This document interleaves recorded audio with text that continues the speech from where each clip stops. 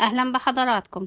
شهدت الساعات الماضية جدلا واسعا على منصات التواصل الاجتماعي بعد تداول مقطع فيديو منسوب إلى صانعة المحتوى العراقية فرح عضلة، حيث تصدر اسمها قوائم البحث، وأثارت حالة من النقاش الكبير بين المتابعين داخل العراق وخارجه. فرح عضلة هي شابة عراقية عرفت عبر تقديم محتوى اجتماعي وترفيهي، واستطاعت من خلاله أن تحظى بمتابعة واسعة من الجمهور الذين وجدوا في مقاطعها طابعا بسيطا وقريبا من حياتهم اليومية.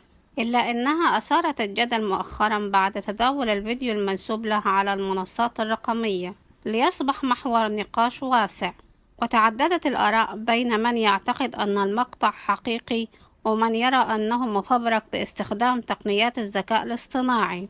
ومع تزايد هذا الجدل، طالب المتابعون بضرورة تدخل الجهات المعنية للتحقق من صحة ما تم تداوله، ومحاسبة المتسببين في نشر أو فبركة مثل هذه المقاطع التي تسيء إلى صورة المجتمع العراقي المعروف بقيمه وأخلاقه. وفي ختام هذا الفيديو نذكر الجميع بأن السلوك المسؤول على الإنترنت لا يقل أهمية عن السلوك في حياتنا اليومية، فما نشاركه أو نتداوله يترك أثرا إيجابيا أو سلبيا علينا وعلى غيرنا. لذلك فلنحرص دائما على احترام قيمنا وتجنب نشر أو تداول أي محتوى غير مسؤول، حفاظا على أنفسنا وعلى مجتمعنا. ياريت تعملوا إعجاب للفيديو وتشتركوا في القناة عشان يوصلكم كل جديد.